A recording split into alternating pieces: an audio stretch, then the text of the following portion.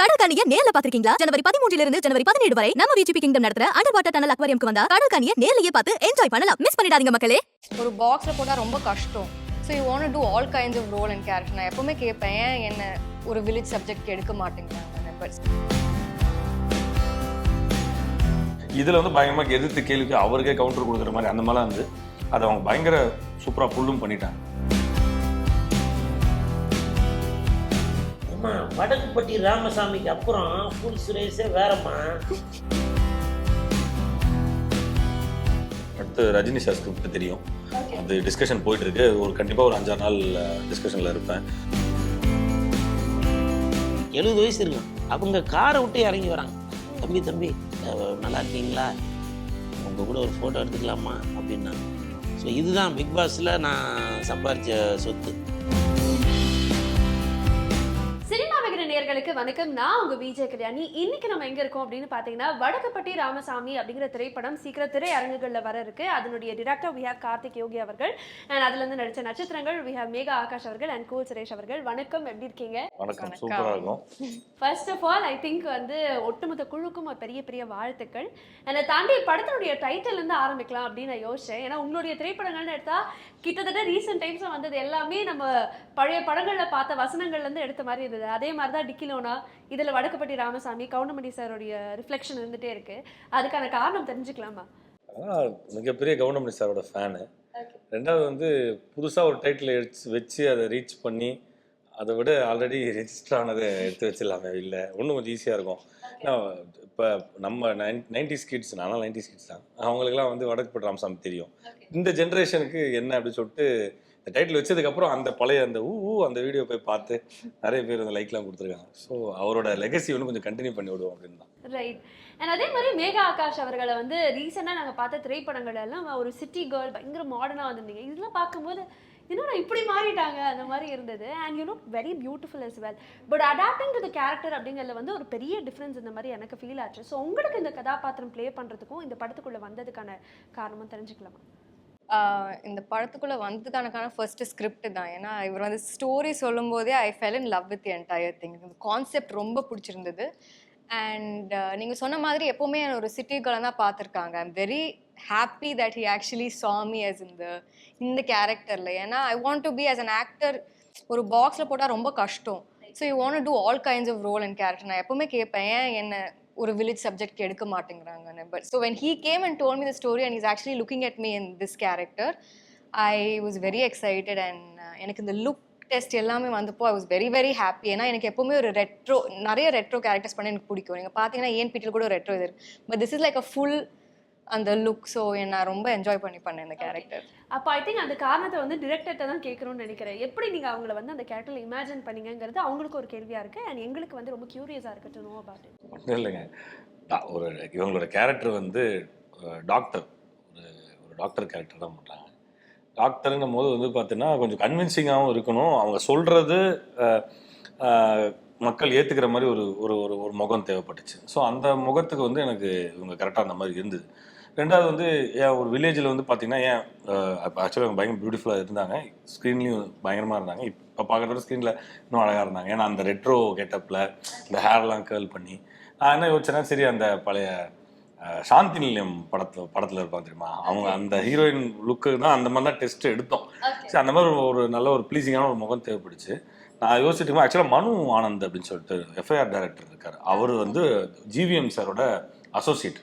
நான் அப்படியே தேடிட்டே இருக்கும்போது டக்குன்னு மனு கிடைச்சேன். தலைவா ஏதாவது இருந்தால் சொல்லுங்கள் தலைவர்னா. நான் கேட்டேன் மேகா ஆகாஷ் கிடைக்குமா, அவர் தான் நம்பர் கொடுத்தாரு. நம்பர் கொடுத்து ஷேர் பண்ணி இட் ஹேப்பன். பட் என்னன்னா இவங்க ஓகே சொல்லுவாங்கன்னு நான் நினைக்கிறேன். ஏன்னா இன்ஸ்டண்ட்டாக அவங்க ஓகே சொல்லிட்டாங்க. என்னன்னா இந்த கேரக்டரில் பார்த்தீங்கன்னா இந்த லவ் ஆங்கிள் அதெல்லாம் எதுவும் இருக்காது இந்த படத்தில்.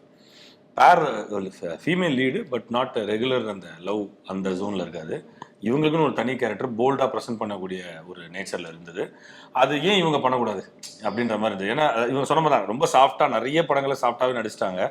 இதில் வந்து பயங்கரமாக எதிர்த்து கேள்விக்கு அவருக்கே கவுண்டர் கொடுக்குற மாதிரி அந்த மாதிரிலாம் வந்து அதை அவங்க பயங்கர சூப்பராக புல்லும் பண்ணிட்டாங்க. ஸோ எனக்கு அப்படியே நடந்துதான், ஒர்க் ஆயிடுச்சு. ரைட். ஐ திங்க் நீங்கள் எல்லாம் பேசிட்டு இருக்கும்போது ஒருத்தர் அமைதியாகவே இருக்காரு. அவர் இப்படி இருக்கக்கூடிய நபரே கிடையாது. என்ன கூல் சுரேஷ்னா வெளில வந்ததுலேருந்து அமைதியாகவே இருக்கீங்களே, என்ன காரணம்? வணக்கம், வடக்குப்பட்டி ராமசாமி. வடக்குப்பட்டி ராமசாமி. வடக்குப்பட்டி ராமசாமி அண்ணே, வடக்குப்பட்டி ராமசாமிண்ணே. தம்பி, வடக்குப்பட்டி ராமசாமி. இருங்க ஒரு நிமிஷம் இருங்க. நான் தெரியாம இதுக்குதான் இருக்கேன். நான் தான் mute பண்ணி நீங்க விட்டேன்னு நினைக்கிறேன். வெளியில அதாவது, "ஹாய், எப்படி இருக்கீங்க?" அப்படின்னா கேட்பாங்க. அது எதுக்காக இப்படி சொன்னேன்னா, இப்போ ஒரு வாரமா வாட்ஸ்அப், ஃபேஸ்புக் எல்லாத்துலேயும் அதான் போயிட்டு இருக்கு. அப்படி என்னதான் நடந்துச்சுன்னே தெரில. எந்த பக்கம் போனாலும் இப்போ சில பேர் வந்து என் ஊர் எந்த ஊர் அப்படின்னு கேட்குறாங்கன்னு வச்சுக்கோங்க. தம்பி உங்கள் ஊர் எந்த ஊர் அப்படின்னா அவங்க ஊர் மதுரையாக இருக்காங்க. தம்பி உங்கள் ஊர் எந்த ஊர்? வடக்குப்பட்டி ராமசாமிங்க அப்படின்றாங்க. அந்த அளவுக்கு வடக்குப்பட்டி ராமசாமி பட்டி தொட்டி எல்லாம் நல்லா பரப்பி போயிடுச்சு. அதுக்கு வந்து இந்த படத்துல வந்து அந்த மாதிரி ஒரு கண்டென்ட் இருக்கா இல்லையா மக்களுக்கே தெரியாது. ஒரு நிமிஷம் இருங்க. அவங்க என்ன கேட்டாங்க? அவங்க என்ன சொன்னாங்கன்னா, ஏன் அமைதியா இருக்கீங்க கேட்டீங்க. அதுக்கு எங்கேயோ பஸ் பிடிச்சங்க போயிட்டு இல்ல, அதுதான் என்னன்னா, நம்ம ஓரமா போயிட்டு இருந்தாங்கல்ல, பிடிச்சி இழுத்தீங்களா, அதனால எனக்கு ஃபுல் அண்ட் ஃபுல் இப்ப நான் ஒரு வாரமா வடக்குப்பட்டி ராமசாமி தான் வாழ்ந்துட்டு இருக்கேன். பாருங்க, ஆமா இல்லைங்க. கண்டிப்பா சூப்பரா இருக்கு. அந்த கேள்வியை கேட்டது வந்து மை தப்பு தான். பட் இருந்தாலும் வந்து நல்லா இருக்கீங்கன்னு நம்புறேன். இல்ல அவரு 80 நாள் அப்படியே உள்ள அடக்கி வச்சிருந்தாரா? யாரா என்ன கேளுங்க. நீங்க ஒரே ஒரு கேள்வி கேட்டீங்க, அப்படியே டேம் உடைஞ்ச மாதிரி உடைஞ்சிருச்சு. பட் எனிவேஸ் ஐ திங்க் அவருடைய ரீசன்ட் பதிவு கூட நாங்க பார்த்திருந்தோம். அவர் வந்து ஒரு வண்டி வாங்கினதுக்கு வந்து சந்தானம் அவர்களுடைய புகைப்படத்தை வச்சு வந்து ரொம்ப நெகிழ்ச்சியான தருணத்தை வந்து ஷேர் பண்ணாரு. ஸோ சந்தானம் அவர்களுடைய படத்துலயும் நடிச்சிருக்கீங்க. உங்களுக்கு எப்படி இருக்கு? எவ்வளவு எதிர்பார்ப்பு இருக்கு இந்த படத்துக்கு உங்களுக்கு? நான் மட்டும் இல்லை, உலகமே வந்து இப்போ எதிர்பார்த்துட்டு இருக்கு இந்த படம் வந்து. அப்படி என்ன ஸ்பெஷல்? எல்லாரும் இதை பற்றியே பேசிகிட்டு இருக்காங்களா? வடக்குப்பட்டி ராமசாமி தான் சொல்லிட்டு இருக்காங்க. இந்த படத்தில் என் நண்பன் பதட்டலாம் இல்லை, என் நண்பன் சந்தானம் நடிச்சிருக்க இந்த படம் வந்து எனக்கு தெரிஞ்சு இது வரைக்கும் சந்தானம் நடித்த படங்கள்லே இது வேறு மாதிரி தெரியும். இப்போ சந்தானம்னா இந்த மாதிரி ஜானரில் தான் இருப்பார் போல் அப்படின்னு எல்லாம் நினச்சிட்டு இருப்பாங்க இல்லையா? இந்த படம் அது வேறு மாதிரி. அது வந்து பிப்ரவரி 2ஆம் தேதி என் நண்பனோட படம் ரிலீஸ் ஆகுது. 3ஆம் தேதி என் தலைவன் சிம்பு சாரோட பிறந்த நாள். இது ரெண்டுமே காம்பினேஷனோட வருது. ஸோ எல்லா ரசிகர்களுமே பிப்ரவரி 2ஆம் தேதி நம்ம வடக்குப்பட்டி ராமசாமியை பயங்கரமாக கொண்டாடுவாங்க. நானே இப்போ ஒரு வாரமாக இல்லை, இந்த படம் ரிலீஸ் ஆகிற வரைக்கும் அந்த படத்தில் வர கேரக்டராகவே வாழ்ந்துட்டு இருக்கேன்னா அப்போ பார்த்து தேட்டர் முன்னாடி பேசுவாங்கல்ல, அந்த மாதிரி போயிட்டு வடக்குப்பட்டி ராமசாமி அப்படி. எனக்கு தெரிஞ்ச உங்களுக்கு மார்க்கெட்டிங்கோ ப்ரொமோஷன் எதுவுமே தேவையில்லை. நீங்களா வந்து இப்போ தேட்டர் விசிட் போவீங்களாடா? நீங்க போய் பேசுறது வேணாமா? அம்மா, வடக்குப்பட்டி ராமசாமிக்கு அப்புறம் ஃபுல் சுரேஷே வேறம்மா, நீங்க வேணா வெயிட் பண்ணி பாரு அப்படின்னு நான் நினைச்சிட்டு இருக்கேன். இல்லை, உண்மை அது. அதுக்கு காரணம், நான் ஸ்பாட்ல நடிக்கும் போதே அவங்களோட இங்கிலீஷில் சொல்லுவாங்க அப்ரிசியேட்டா ஏதோ இதெல்லாம் சொல்லுவாங்க. நடிச்சதுக்கப்புறம் அப்ரிசியேஷன் அது நல்லா இருந்துச்சு, இது நல்லா இருந்துச்சு அப்படின்லாம் என்கரேஜ் பண்ணி சொன்னாங்க. ஸோ அப்போ எனக்கும் ஒரு நம்பிக்கை இருந்துச்சு. வடக்குப்பட்டி ராமசாமிக்கு அப்புறம் கார்த்திக் யோகி சார் அவரோட ஆசீர்வாதத்தில், என் நண்பனோட ஆசீர்வாதத்தில் நல்லா வரும்னு. இல்லை என்னத்துல பழைய ஆசீர்வாதம் பண்ணுறளவு பெரிய புரியல எனக்கு. இல்லை, நான் சும்மா நீங்கள் இப்படி இருக்கீங்கன்றதுக்காக நான் பெருமைக்கு சொல்லக்கூடாது. இது வரைக்கும் நான் நடித்த படங்களில் டைரக்டர் வந்து அவங்க டைலாக் சொல்லி கொடுத்ததுக்கப்புறம் அதை நான் பேசுனதுக்கப்புறம் ஓகேங்க டேக் ஓகேங்கண்ணா. ஆனால் சார் தான் இல்லைண்ணா கொஞ்சம் இறக்கி பேசுங்க, கொஞ்சம் ஏற்றி பேசுங்க, எதனா எக்ஸ்ட்ரா டைலாக் இல்லை அது அந்த சீனோட இது கனெக்ட் ஆகாது, அதனால் அந்த டைலாக் வேண்டாம் அப்படின்லாம் சொல்லுவார். அது வந்து நான் என்னோட வயதில் சின்னவராக இருந்தாலும் ஐயா வணக்கம் ஐயா, இது வரைக்கும் நான் எந்த இதுலையுமே சொன்னதில்லை டைரக்டருங்களை பற்றி. ஏன்னா அது சொல்லக்கூடாது, அதெல்லாம் என்ன அறியாமலே சொல்கிறேன். நான் ஸ்பாட்டுக்கு போனாக்கா நான் பண்ணுறது டேரக்டருக்கு பிடிச்சிடும். ஆனால் சார் வந்து அந்த கேரக்டர் இப்படி தான் இருக்கணும். ஏன்னா இது 80s 70s நடக்கிற கதைன்றதுனால அந்த ஸ்லாங்கு, அது அந்த மாடுலேஷன், அது எல்லாமே அப்படி அதே ஃபாலோ பண்ணிட்டா இருந்தோம். Okay, beautiful. அண்ட் அதே மாதிரி உங்களுடைய படங்கள் தொடர்ந்து பார்க்கும்போது எக்கச்சக்கமான தெலுங்கு படங்கள் பார்க்குறோம். அதே மாதிரி தமிழில் வந்து அப்பக்கப்போ ஒரு ப்ரெசன்ஸ் கொடுத்துட்டே வரீங்க. அடுத்து வேறு லாங்குவேஜஸ் பண்ணுறதுக்கான முயற்சிகள் போய்கிட்டு இருக்கா? அதுக்கு பின்னாடி ஒர்க் ஏதாவது போய்கிட்டு இருக்கா? ஏன்னா தமிழ் அண்ட் தெலுங்குல ப்ரிடாமினண்ட்டாக பார்த்துட்ருக்கோம் நாங்கள். ஆக்சுவலி எனக்கு அப்படி ஒரு பிளான் ஒன்றும் இல்லை. ஐ திங்க் எனக்கு நான் ஸ்கிரிப்ட் கேட்பேன், எனக்கு பிடிச்சதுன்னா நான் பண்ணுவேன். ஸோ எனக்கு சரி இந்த லாங்குவேஜில் இவ்வளோ படம் பண்ணோன்னு ஒரு கான்ஷியஸ்னஸ் எல்லாம் இல்லை. ஐ just listen to the script and I go ahead and I do it. So it's not a conscious thing. அது என்னன்னா அப்படி அமையுது. எனக்கு மலையாளம் சான்ஸ் வந்திருக்கு, பட் டேட்ஸ் ஒர்க் அவுட் ஆகலை. So I really want to, எனக்கு லாங்குவேஜை ஒரு பேரியரை நான் பார்க்கல. You want to do good, yes, good films. And அதே மாதிரி கார்த்திக் யோகி அவர்கள் பற்றி பேசும்போது உங்களுடைய நோட்டபிள் ஒர்க்ஸ்ன்னு எடுக்கும்போது மாநகரம் கண்டிப்பாக சொல்லி ஆகணும், அதனுடைய டைலாக் ரைட்டர்.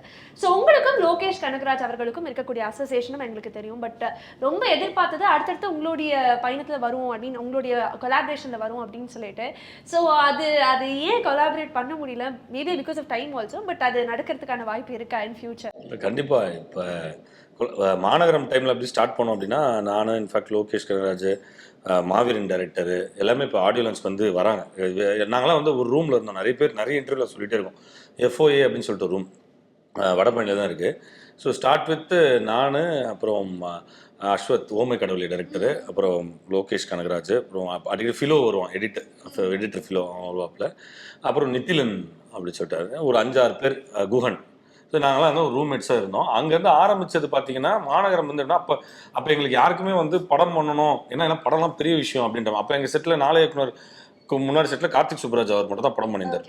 அப்போ நலன் பண்ணியிருந்தார் 2-3. அப்போ வந்து சீசன் 2 ஆட்களே ஒன்றும் படம் ஸ்டார்ட் பண்ணல. ஃபார் எக்ஸாம்பிள் அயலான் ரவிக்குமார், முண்டாஸ் பட்டி அவங்களே இப்போ பண்ணலாம். சீசன் 3 போது நம்ம எப்படி பண்ண முடியும் அப்படின்ட்டு இருந்தோம். பட் லோகேஷ் வந்து ஏதோ ஒன்று பண்ணலாம் வாடா அப்படின்ற மாதிரி, அவர் 4 இயக்குனர் இல்லை, வெளியில் வந்து தான் பண்ணணும்னு சொல்லி அவர் பயங்கர ஃபோர்ஸ் ஆகும், டக்குன்னு முடிவு எடுப்பான், டக்குன்னு போவோம். அப்போ ஒரு அது கொலாபரேட் பண்ணணும் இல்லை, சரி நீ டைலாக்ஸ் பண்ணிக்கோ, நான் இது அந்த மாதிரி ஒரு ஹாப்பனியாக நடந்தது. ஒன்ஸ் மாநகரம் வெளியே வந்து எங்களுக்கே தெரியாது அது இவ்வளோ பெரிய வெற்றி. லோகேஷ் பயங்கர கன்விக்ஷனாக நம்பிட்டு இருந்தாப்புல. எங்களுக்கு வந்து வெற்றியோடையும் தெரியும், ஆனால் இவ்வளோ பெரிய வெற்றி அது ஒரு லைஃப் டேர்னிங் இதுவாக இருக்குன்னு தெரியாது. அது வரைக்கும் இன்ஃபேக்ட் நான் சொல்ல போனால் நான் ஆர்டிஸ்டாக தான் ட்ரை பண்ணிட்டு இருக்கேன். ஆர்டிஸ்ட்னா associate director plus supporting characters எல்லாம் பண்ணலாம் அப்படின்ற மாதிரி ஒரு விஷயம் தான் உள்ளோம். லோகேஷ் தான் தெளிவாக சொன்னால், இல்லை மச்சான் நீ ஒரே முடிவு எடுத்து நீ டேரக்ஷனில் இறங்கிற அப்படின்ற மாதிரி சொன்னபோது கைதி டிஸ்கஷன் அப்போ இருந்தேன் நான் கூட. பட் கைதி பொன் பார்த்திபன் சார் பண்ணார். அப்போ தான் டிக்கிலோ நான் காயின் ஆச்சு. ஸோ அது பண்ணக்கூடாதுன்னு இப்போ கூட எனக்கு அடுத்து ரஜினி சார் ஸ்கிரிப்ட் தெரியும், அது டிஸ்கஷன் போயிட்டு இருக்கு. கண்டிப்பாக ஒரு 5-6 நாள் டிஸ்கஷனில் இருப்பேன். லியோவில் இருந்தோம். ஸோ எல்லா கண்டென்ட்லையும் இருப்போம். பட் அஃபிஷியலாக தெரியல, மேபி அது ஒரு நடக்கும், ஒரு சின்ன விஷயம் இந்த படம் முடிச்சு நடக்கும். ஓகே, ஐ திங்க் நீங்க சொல்லும் போது எனக்கு இன்னொரு விஷயம் கூட கனெக்ட் ஆச்சு. லோகேஷ் அவர்கள் வந்து ஒரு டிரெக்டரா உள்ள வந்தக்கப்புறம் இப்போ ப்ரொடக்ஷன் பண்றாரு, அவருடைய ஃபைட் கிளப் ரிலீஸ் ஆச்சு. அண்ட் இப்போ ஒரு அப்டேட் வந்திருக்கு, அவர் ஆக்ட் பண்ண போறாரு திரைப்படங்கள்ல அப்படின்னு சொல்லிட்டு. ஸோ இது எல்லாமே அவருடைய பிளானா அப்போ இருந்ததா? அது ஃப்ரெண்ட்ஸா உங்களுக்கு அந்த மாதிரி தெரிஞ்சு நடிக்கிற பிளான் இல்லை, பிடிச்ச வம்படியாக தான் இழுத்துட்டு இருக்காங்க நடிக்கணும் அப்படின்னு சொல்லிட்டு. ஆக்சுவலாக ரொம்ப ஆன் ஸ்க்ரீனில் வரவே கூடாது அப்படின்ற ஒரு ஜோனில் தான் இருந்தாப்புல. இப்போ எனக்கு தெரிஞ்சு நடிக்கிற பிளான் இல்லை. எனக்கு என்ன ரஜினி சார் படம் இருக்குது, அப்புறம் விக்ரம் 2 இருக்குது, நிறைய படங்கள் இருக்குது. நடிக்கிற பிளான் இப்போதைக்கு இல்லைன்னு நினைக்கிறேன். அது எனக்கு தெரிஞ்சு அது இருக்க நான் கேள்விப்பட்டவருக்கு இல்லை. அது ரூமரா கருதலாமா? அது ரூமர்னு இல்லை, ஆக்சுவலாக ஆஃபர் வந்துச்சு. ஆல்மோஸ்ட் போயிட்டு ஒர்க்குகள் அதிகமாக ஸ்டார்ட் ஆகிறதுனால ஸோ ரஜினி சார் டேட்ஸ் இருக்குது, நான் டக்குன்னு முடிக்கணும் அப்படின்றதுக்காக அப்படியே என்ன சொல்கிறது, வெயிட்டிங். பியூட்டிஃபுல். அசன், ஐ திங்க் நான் உங்களை போன வாட்டி சந்திச்ச போதே ஒரு விஷயம் கேட்டிருந்தேன். இந்த மாதிரி உங்களுடைய பக்கெட் லிஸ்ட் திரைப்படங்கள்னு ஏதாவது ஒன்று இருக்கா அப்படின்னு கேட்டிருந்தேன். அப்போ நீங்கள் சொன்னீங்க தமிழில் வந்து இன்னும் லைக் ஸ்ட்ராங்கான கேரக்டர்ஸ் பண்ணணும் அப்படின்னு சொல்லிட்டு. இப்போ அது வந்து ஃபுல்ஃபில் ஆயிருக்கா?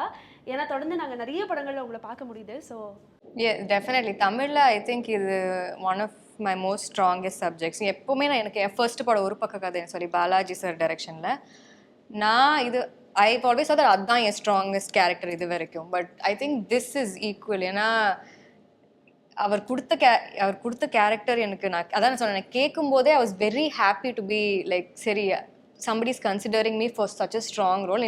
அதுவும் இந்த ஸ்கிரிப்டில் I love the entire story, அந்த பிளே அவர் எழுதியிருக்கிறது. ஸோ ஐ திங்க் பக்கெட் லிஸ்ட்டை ஒரு டிக் ஆயிருக்கு.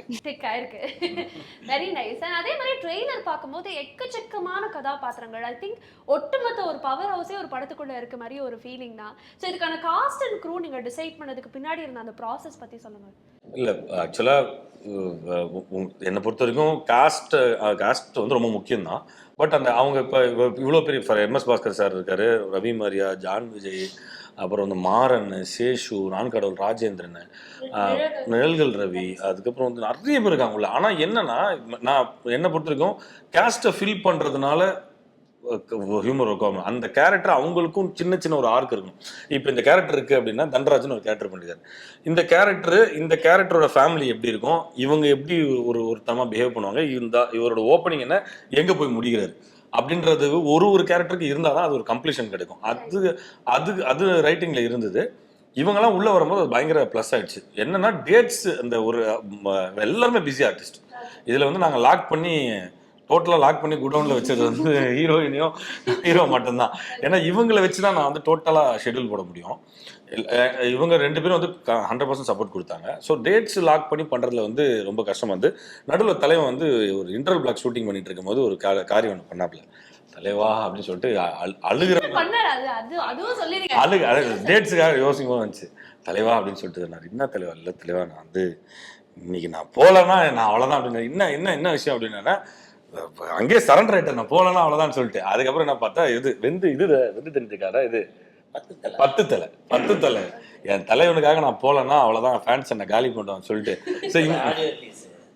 அதுக்கப்புறம் இந்த மாதிரி ஒரு நாள் போயிட்டு வந்துட்டு நம்மளை க்ளோஸ் பண்ணிட்டு சும்மா சொன்னேன். போயிட்டு மறுநாள் ஃபிளைட்டு பிடிச்சி வந்துட்டு அதே மாதிரி மேக்கப் போட்டு ரெடியா இருக்காப்ல. ஸோ இந்த மாதிரி சில சட்ட சிக்கல்கள்லாம் தாண்டி படப்பிடிப்பு முடிஞ்சதுக்கு அப்புறம் தான் பிக் பாஸ் உள்ள போனது. ஆமா பிளான் பண்ணி தான் போனாரு. ஏன்னா எப்படியும் படம் ரிலீஸ் பண்ணுவானுங்க, ப்ரொமோஷனுக்குலாம் வர தேவையில்ல அப்படின்னு நாங்கள் நைஸாக படத்தை தள்ளி வச்சிட்டோம். சொல்கிறேன் பிக் பாஸ்க்குள்ளே நீங்கள் வந்திருப்பீங்க, நான் எதிர்பார்த்தேன் தலைவா அப்படின்னு. ப்ரொமோஷனுக்கு வருவாங்க அப்படின்னு எதிர்பார்த்தேன். பட் இருந்தாலும் நான் வந்ததுக்கு அப்புறம் ரிலீஸ் பண்ண சார் வெயிட் பண்ணிட்டு இருக்காரு. ஆமா படம் இந்த வடக்குப்பட்டி ராமசாமிக்கு அப்புறம் ரொம்ப பிஸி ஆயிருங்க. கண்டிப்பா நடக்கும். பட் ஐ திங்க் தன்ராஜ் அவர்களுடைய ஃபேமிலி மாதிரியே உங்களுக்கு வந்து ஒரு ஃபேமிலி, அந்த ஃபேமிலி நினைச்சு நீங்க பிக் பாஸ் வீடுக்குள்ள வந்து பயங்கரமா ஃபீல் பண்ண தருணங்கள் என்னால பார்க்க முடிஞ்சது. வெளில வந்ததுக்கு அப்புறம் என்ன சொன்னாங்க? வந்ததுக்கு அப்புறம் முதல்ல எல்லாம் எனக்கு ரசிகர்கள் தெளிவா அப்படின்னு தான் சொல்லுவாங்க. ஆனால் இப்போ இந்த இதுக்கு வர்றதுக்கு வெளியில கூட 70 வயசு இருக்கும், அவங்க காரை விட்டு இறங்கி வராங்க. தம்பி நல்லா இருக்கீங்களா, உங்கள் கூட ஒரு ஃபோட்டோ எடுத்துக்கலாமா அப்படின்னாங்க. ஸோ இதுதான் பிக் பாஸில் நான் சம்பாதிச்ச சொத்து. இப்போ ஒரு போன வாரம் கூட கோயிலுக்கு போயிருந்தேன். அங்கே அந்த அம்மாவுக்கும் எப்படியும் 65லேருந்து 70 வயசு இருக்கும். தம்பி நான் வந்து கேன்சர் பேஷண்ட்டு, எங்களுக்குன்னு என்டர்டெயின்மெண்ட்டு எதுவும் பெருசாக வெளியிலலாம் போகிறதில்ல, பிக் பாஸ் தான் தம்பி பார்ப்பேன், நீங்கள் நல்லா பண்ணியிருந்தீங்க அப்படின்னு சொல்லி எனக்கு தலையில் இப்படி ஆசீர்வாதம் பண்ணாங்க. அதுதான் நமக்கு அந்த ரசிகர்கள்லாம் இருக்காங்க, இந்த ரசிகர்கள் இருக்காங்க. ஸ்கூலுக்கு போகும்போது குழந்தைங்க அவங்க அப்பா அம்மா கூட்டிகிட்டு போகிறாங்க இல்லையா, வண்டியை திருப்பிட்டு வந்து அங்கிள் நீங்கள் பிக் பாஸில் வந்தீங்கல்ல அங்கிள் அப்படின்னாங்க. அதெல்லாம் பெரிய இது. இப்போ நான் பிக் பாஸ் போயிட்டு வந்ததுக்கப்புறம் இப்போ எனக்கு ஒரு இமேஜ் ஒன்று க்ரியேட் ஆகிருக்கு அப்படின்னாங்க. இப்போது அந்த க்ரியேட் ஆனதுக்கப்புறம் நான் நடித்த ஒரு மிக பிரம்மாண்டமான படம். இப்போ எல்லாருமே சொல்கிறாங்க, இப்போ டைரக்டர்ஸ் பொதுவாக எல்லா படத்துலையுமே நான் ஒரு சீன் நடித்தாலும் உங்கள் கேரக்டர் நல்லா இருக்குங்க, நல்லா வந்திருக்குங்க அப்படின்வாங்க. ஆனால் டைரக்டரையும் தாண்டி மற்ற டெக்னீஷியன்லாம் இருப்போம், அவங்களாம் பார்த்துட்டு சொல்லியிருக்காங்க. அதாவது இந்த போஸ்ட் ப்ரொடக்ஷன் ஒர்க்கில் இருக்கிறவங்கள அவங்களாம் பார்த்துட்டு எனக்கு ஃபோன் பண்ணி, நீங்கள் வடக்குப்பட்டி ராமசாமி வந்ததுக்கப்புறம் உங்களுக்கு நீங்கள் என்ன எதிர்பார்த்தீங்களோ அந்த இது வந்துடுவீங்க அப்படின்னு சொல்லி சொன்னாங்க. அது எனக்கு மறக்க முடியாது. ரொம்ப நன்றி சார். நன்றி கண்டிப்பாக. அதுதான் நான் பிக் பாஸ் போயிட்டு வந்ததுக்கப்புறம் மறுபடியும் புதுசாக பிறந்திருக்கேன். அடுத்த ஜென்மம் ஒன்று எடுத்திருக்கேன். அது என் நண்பன் நடித்த படத்தை பாருங்க. ஓகே, ஃபுல் மோட்டிவேஷன் தான். அண்ட் படத்தை பத்தி coming back to the film, I think உங்களுடைய டிக்கினோனா திரைப்படத்துல அது ரெட்ரோ காட்சிகள் இல்லைன்னா கூட அந்த பேர் வச்சாலும் சாங் வந்து செம்ம ஹிட், அதை ரிப்ரைஸ் பண்ணது. இது வந்து ப்ராப்பர் ரெட்ரோ ஃபிலிம். ஸோ அந்த மாதிரி எதனா ஒரு டச் பார்க்க முடியுமா ஷான் ரோல்டன் அவருடைய மியூசிக்கல்? இல்லை ஆக்சுவலாக இதுலயே கேள்வியிலே பதில் இருக்கு. என்ன பிரச்சனைனா பேர் வச்சாலும்ல அது கண்டெம்பரரி ஃபிலிம்ன்றதுனால ரெட்ரோ சாங்கை ரீமிக்ஸ் பண்ண முடியுது. இப்போ இது 1974 நடக்கிறதுனால நான் 1974 பாட்டை அந்த டைமில் அப்போ வந்த சாங் இப்போ எடுத்து போட்டால் எவ்வளோ தூரம் வந்து மேபி ஏன்னா எல்லாருமே 80s மேலே இருக்கிற பாட்டு தான் கொஞ்சம் ஃபெமிலியராக இருக்கும். அப்போ வந்து எடுத்து போட்டால் எந்த அளவுக்கு மக்கள் ரீச் ஆகும் தெரியல. இருந்தாலும் கண்ணும் நீங்கள் ட்ரெயிலரில் பார்த்துருப்பீங்க, கண்ணும் கலந்துன்னு சொல்லிட்டு ஒரு சாங், பழைய வஞ்சிக்கோட்டை வாலிபன் படத்துலேருந்து ஒரு சாங்கு. அந்த சாங் வந்து யூஸ் பண்ணியிருக்கோம். அதுக்கு எக்ஸ்க்ளூசிவாக யூஸ் பண்ணி இவருக்கு மட்டும்தான். இவருக்காக தான் அந்த பாட்டு. ஒரு சீக்வன்ஸ் ஒன்று பண்ணியிருப்பாரு, கஷ்டப்பட்டு ரைட்ஸ்லாம் வாங்கி தலைவனுக்காக ஒரு பாட்டு ஒன்று வச்சுருக்கோம்ல.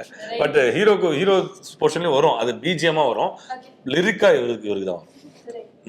ஐ திங்க் சந்தானம் அவர்கள் வந்து ஒவ்வொரு படம் பண்ணும்போதும் அது முடிச்சக்கப்புறம் வந்து அவருடைய டிரெக்டர்ஸ்டையும் இல்லை வெளில வந்து சொல்லக்கூடிய ரெவ்யூவும் வந்து ரொம்ப நல்லா இருக்கும். அதுலேருந்து அடுத்தடுத்த அசோசியேஷன் வந்து நிறைய மாற்றங்கள் வந்து நடந்திருக்கு வித் டீம். ஸோ உங்களுக்கு இந்த படம் பார்த்துட்டாரா? பார்த்ததுக்கப்புறம் ரெவ்யூ எப்படி சொல்லியிருக்காரு? அவருக்கு பிடிச்சிருந்ததா படம்? அவர் வந்து ஃபர்ஸ்ட் கட்லேருந்து ஃபைனல் வரைக்கும் கிட்டத்தட்ட 7-8 வாட்டி பார்த்துட்டு அவர் ஃபேமிலி எல்லாருமே என்னன்னா காஸ்ட் அண்ட் க்ரூவில் நாங்கள் யாருக்குமே படம் காட்டல, அவர் மட்டும் தான் பார்த்தாரு. ஏன்னா டப்பிங்கில் நான் ஃபுல்லாக இருந்தார். அதை முடிச்சுட்டு நான் ஒரு ரிவ்யூ ஒரு வாட்டி போனோம். கிட்டத்தட்ட நாங்கள் வந்து ஆல்மோஸ்ட் இல்லை, நான் சொன்ன ஆடியன்ஸ் வர போகிறவங்க எல்லாருக்குமே வந்தவங்க எல்லாருக்குமே வந்து நான் படத்தை காமிச்சிட்டேன். என்னோட விஷயம் என்னென்னா, எல்லாருக்கும் காமிக்கிறதுனா டெக்னீஷியன்ஸை காமிக்கிறதுனா ஏதோ ஒரு கரெக்ஷன் சொல்லுவாங்க, அது ஏதோ ஒரு இடத்துல யூஸ் ஆகும். ஸோ சந்தானம் சாரை பொறுத்தவரைக்கும் ஃபுல்லாக பார்த்து அவர் பயங்கர ஹாப்பி. ரீசெண்டாக கூட அவர் ஃபுல் ஃபேமிலியை கூப்பிட்டு வந்தார். அவர் கூப்பிட்டு வந்து பார்க்க வச்சு இஸ் வெரி ஹாப்பி. அவர் அதனால தான் இதே விகடன் இன்டர்வியூவில் தான் கொடுத்தாருன்னு நினைக்கிறேன். சிரிப்புக்கு டிடி டென்ஸு, சிந்தனைக்கு வடக்குப்பட்டி ராமசாமின்னு சொல்லிட்டு கொடுத்தாரு. அப்போ வந்து கேட்டார் இன்னொரு ஆங்கர் கேட்டார், வடக்குப்பட்டி ராமசாமியா அது என்ன படம் அப்படின்னு. அதுவும் என் படம் தான், நான் தான் ப்ரொமோட் பண்ணோம் அப்படின்னு சொல்லியிருந்தாரு. ஸோ அதுக்கப்புறம் அடுத்தடுத்த படங்கள் வந்துச்சு. So we are waiting post production சிஜிலாம் ஒர்க் பண்ணிட்டு. So is very confident about this film. Okay. And உங்களுடைய திரைப்படங்கள் பார்க்கும்போது கிட்டத்தட்ட ஒரே ஜானர் ஆஃப் ஃபிலிம்ஸ் அப்படின்னு சொல்லலாம். லைக் ஒரு மீட்டர் பிடிச்சிட்டு அந்த மீட்டரில் போறீங்க.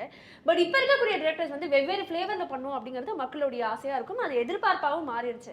ஸோ நீங்கள் ஒரு டிஃப்ரெண்ட் ஜானர் பண்ணுறதுக்கான வாய்ப்புகள் இருக்கா, அதுக்கான பிளான்ஸ் இருக்கா இன் ஃபியூச்சர்? இல்லை, ஜானர் அப்படின்றது இப்போ பார்த்தீங்கன்னா இப்போ ஜானர்ன்றது அது டைம் ட்ராவல், இது பீரியட் காமெடி, வெவ்வேறு ஜானர் தான். எல்லா படம் என்னோட அடுத்த படமும் வேற ஜானரில் தான் இருக்குது. ஆனால் ஹியூமர்ன்றது மையக்கருவாக இருக்கும். ஏன்னா அதாவது காமெடி எனக்கு ரொம்ப பிடிக்கும், அதை சிரிக்க வச்சு பார்த்துட்டு செம்ம ஹாப்பியாக இருக்கும். ஸோ ஹியூமர்ன்றதை மெயினாக வச்சுட்டு ஜானர் மாற்றிட்டே இருக்கலாம். இப்போ நான் திருப்பி ஒரு சயின்ஸ் ஃபிக்ஷன் காமெடி வடக்குப்பட்டி பண்ணியிருந்தா தான் அது திருப்பி ஒரே ஜானரில் வரும். இப்போ அடுத்து நான் பண்ண போகிறது கம்ப்ளீட்டாக வேறு ஜானரில் இருக்கும். ஆனால் ஹியூமர்ன்றது கன்ஃபார்மாக இருக்கும். இல்லை அது மிஸ் பண்ண வேணாம் அப்படின்னு இன்ஃபேக்ட் என் ஃப்ரெண்ட்ஸ் எல்லாருமே படம் பார்த்தாங்க. இன்ஃபேக்ட் லோகேஷ் அதான் சொன்னார், தயவு செய்து இது விட்டுறாதையா. ஏன்னா எனக்கு லோகேஷன் நான் கற்றுக்கிட்டது என்னன்னா, ஆக்ஷன் ஒரு ஜானர் எடுத்துட்டு அதில் ஒரு டார்க்கான விஷயம் எடுத்துட்டு போகிறாங்க. இப்போ நீங்கள் பார்த்தீங்க 4 மணி இப்போ சுந்தர் சி சார் பாருங்க, அவர் படம் தான் இப்படி இருக்கும். ஸோ தமிழ் சினிமாவில் வந்து மக்களுக்கு வந்து அட்டென்ஷன் ரொம்ப கம்மி, வாரம் அவங்களுக்கு படம் ரிலீஸ் ஆகுது. ஸோ நம்ம வந்து ஒரு சார்ந்த ஒரு படம் எடுத்தால் தான் ஓகே இந்த டைரக்டர் படமா நம்பி இதுக்கு போகலாம் அப்படின்ற மாதிரி நம்ம ட்ரை பண்ணலாம். ஒன்ஸ் அதெல்லாம் ப்ரூவ் பண்ணதுக்கப்புறம் நம்ம டோட்டலாக ஏதாவது மாற்றலாம். உங்களுடைய சிக்னேச்சர் ஸ்டைலாக ஹியூமர் அப்படிங்கிற விஷயம் கண்டிப்பாக எல்லா படத்துலையும் இருக்கும். அதில் வெரி பியூட்டிஃபுல்லி செட். அதே உங்களுடைய அடுத்தடுத்த படங்களுடைய லைனை பற்றி தெரிஞ்சுக்கணும்னு நினைக்கிறேன் நான். ஸோ அடுத்தடுத்து என்னென்ன படங்கள் எதிர்பார்க்கலாம் மேகா ஆகாஷ் அவர்கள்ட்ட? ஸோ இப்போது ஐ திங்க் தமிழ் எனக்கு இன்னொரு ரிலீஸ் இருக்குது, விஜய் ஆண்டனி சார் கூட, விஜய் மில்டன் சார் டைரக்ஷன். அதுக்கப்புறம் நான் ஒரு வெப் சீரிஸ் பண்ணுறேன். ஆக்சுவலி ஃபர்ஸ்ட் டைம் நான் ஓடிடி வெப் சீரிஸ். ஸோ அதை பற்றி நான் ரொம்ப எக்ஸைட்டடாக இருக்கேன். பட் அதை பற்றி ரிவீல் பண்ண முடியாது இன்னும். So because the details haven't released. Tamizha web series அது மட்டும் சொல்லலாம். இறுதியாக ஒரே ஒரு கேள்வி, இந்த படம் வடக்குப்பட்டி ராமசாமியிலேருந்து மக்கள் என்ன எதிர்பார்க்கலாம்? Comedy, full and full humour with ஒரு சோஷியல் சட்டையரும் இருக்கும் உள்ள. And at end of the day வந்து it's a package film. Just இப்போ காமெடி படத்தில் லாஜிக் பார்க்கக்கூடாது அப்படிலாம் இல்லாமல் லாஜிக்கலாக அந்த செனாரியோவில் நாங்கள் எடுத்துக்கிட்ட வேர்ல்டில் அந்த வேர்ல்டுக்குள்ளே ஆர்கானிக்கான ஹியூமர் இருக்கும். Family entertainer, pure and pure family entertainer with என்ன சொல்கிறது, எந்த ஒரு யார் மனசும் புண்படுத்தாமல் நீட்டான ஒரு க்ளீனான என்டர்டெய்னர். ஸோ அதுக்காக டெஃபினட்டாக உள்ள பார்க்கலாம். பியூட்டிஃபுல். உங்களுக்கு திங்க் சேம் தான். பட் எனக்கு என்ன பிடிச்சிருந்தா, he created a very cute world. எனக்கு அது ரொம்ப பிடிச்சிருந்தது. And I'm just very happy to be a part of that world. Right.